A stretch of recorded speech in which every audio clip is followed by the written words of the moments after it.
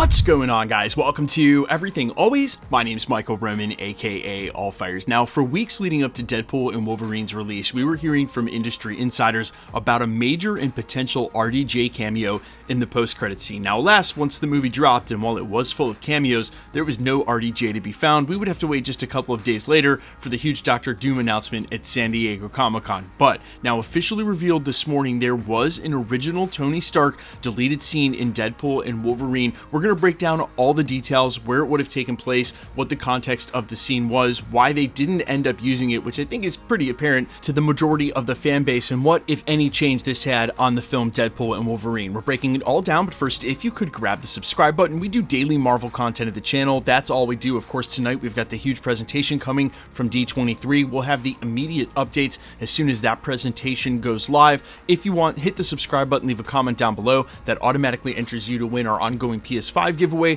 which we'll get into at the end of the video. Okay, so this actually broke this morning in an article by Variety under the headline, Robert Downey Jr. turned down Iron Man cameo in Deadpool and Wolverine after reading scene. Writers also had an idea to bring back the original 6 Avengers, where they go on to report, quote, Deadpool and Wolverine co-writers Rhett Reese and Paul Wernick revealed in an interview with IndieWire that Robert Downey Jr. was courted to reprise Tony Stark and Iron Man for a cameo appearance in Marvel's latest record-breaking blockbuster. Downey turned down the offer, which now makes sense to the writers as he's returning to Marvel in a larger and shockingly different capacity as Dr. Doom.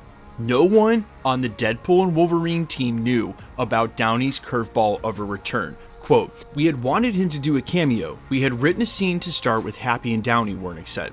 The scene in question is towards the beginning of Deadpool and Wolverine. Ryan Reynolds' Merc with a Mouth has used Time Cable's machine to jump over to the sacred timeline in order to pitch himself for a spot in the Avengers lineup.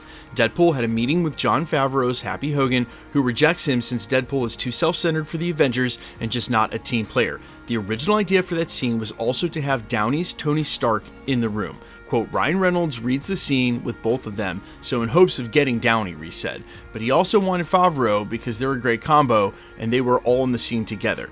Behind the scenes, we didn't know about Dr. Doom, Wernick added, and there's no way he was going to do both. And then we said, oh, Downey doesn't say no to Ryan Reynolds, does he?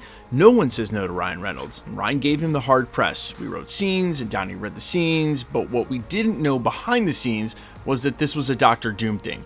Downey passed on the cameo, and Reese said the actor was the only no we've gotten, I think, in terms of people just saying, hey, I don't want to do it. Fortunately, Favreau's Happy Hogan was part of the scene, and it could remain intact with just him and Deadpool. Quote, I mean, look, we would have loved Robert Downey Jr., Reese said, but at the same time, I think Marvel had this ace in their hole, which he's about to make a comeback as a different character, so to have him be Tony Stark, knowing that Dr. Doom was coming on the heels of that, it didn't make sense. Another idea for the scene that was never written was to not only have Downey come back for Deadpool's interview, but for all of the original Avengers to return. Well, Mark Ruffalo's Hulk, Scarlett Johansson's Black Widow, Jeremy Renner's Hawkeye, Chris Hemsworth's Thor, and Chris Evans' Captain America. Quote, we haven't told anybody this, but there was a version of the scene very, very early on that wasn't written, but was conceived that had all of the Avengers in the room, Wernick said. And Wade was rejected, and then he dressed all of the Avengers down in a way that only Deadpool could. Quote, he was going to get very mad and basically attack each one of them in a vicious kind of way, added Reese. The idea was also floated that Rob Delaney's Peter would be in the room with Deadpool, which would lead to the joke of Deadpool not being able to pick up Thor's hammer, but Peter being able to do it with ease. Peter casually picked up Thor's hammer in the background, Reese said. That was a joke. Originally, Peter accompanies him to the Avengers Tower. There were never screenplay pages, but it was an idea for the scene. I remember pitching it and that we were going to try to get Captain America to swear. I don't really remember too much else in terms of the details, but yeah, Deadpool was going to dress them down for sure. Only Downey got to the point of actually reading the scene, as there was a brief time when Tony Stark was scripted into it. And I gotta be honest, guys, I am so surprised Marvel Studios even let it get that far. I highly doubt that they would have wanted to subvert the enormous shock and awe of the announcement that came at San Diego Comic-Con, not only of Robert Downey Jr. returning to Marvel, but as Dr. Doom, with having him show up in a, what I would say, pretty nothing cameo and only days before. Granted, it would have been in the past during the 616, but it would would have been new Tony Stark footage. And again, I just don't think that's what Marvel Studios would have wanted to do. And that's probably why it was just, okay, just tell them casually no, don't let them know what's going on. They didn't want anyone on Deadpool and Wolverine to know the reality of that, which also means that the rumored quote-unquote post-credit scene with Robert Downey Jr., possibly as Dr. Doom, was also a never a go because they wanted to hold that as a secret and for days later. So I'm not surprised that it played out the way that it did. And let's face it, from Deadpool and Wolverine's standpoint, it already delivered on so many cameo levels. Not to say that Robert Downey Jr. ever showing up as Tony Stark would be basically a throwaway cameo, but it wouldn't have been the only cameo in Deadpool Wolverine. Far from it. There were so many cameos in that film. It just wasn't absolutely needed to take it to the next level. And of course, another way of looking at this is, if you're going to bring Robert Downey Jr. back, and again, I know it would have been in the past, but it would have been new RDJ footage. It would have been him returning to Marvel. If you're going to bring him back after that sacrifice in Avengers Endgame, maybe this is not the best way to do it. And again, 2 days before they announce he's going to be Dr. Doom. What I have remarked in previous videos, though, now makes a lot more sense, was basically how those couple of scenes at the beginning of the film went down. The one with Happy Hogan, even though I've seen Deadpool and Wolverine like 10 times now, still feels a little drawn out, a little long compared to a lot of the other editing and a lot of the other scenes.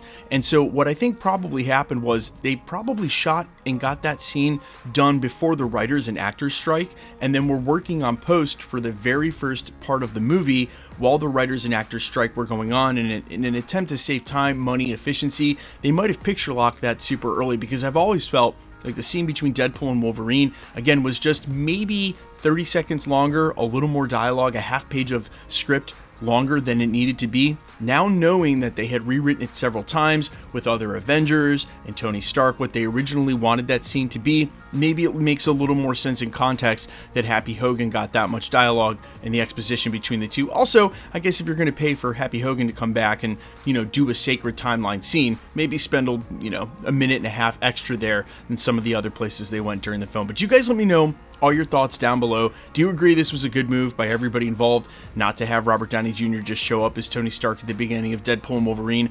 Again, I feel like it was totally unneeded.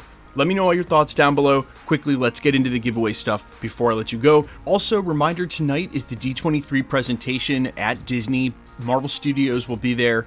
Last year's Marvel Studios presentation at their major showcase was maybe even longer than the San Diego Comic-Con Hall H presentation, and unveiled a ton of new footage. This year, we're hearing it may be scaled down somewhat in size and scope, but if you want all the live and breaking updates, we will bring you that video as soon as that presentation has completed tonight, so make sure to check back at the channel for that. In the meantime, we're still going to do PlayStation 5 giveaways. We just did one for Deadpool and Wolverine. The next one is next month for Agatha Coven of Chaos, Agatha All Along, excuse me. If you want to be entered to win, or for any of the other giveaways here at the channel, all the same rules will always apply. Hit the subscribe button because you need to be a subscriber, then leave a comment down below. Because it's truly random, the more videos you comment on, the better chance you have of winning. All winners will be announced at the end of videos, the same way we're doing right here.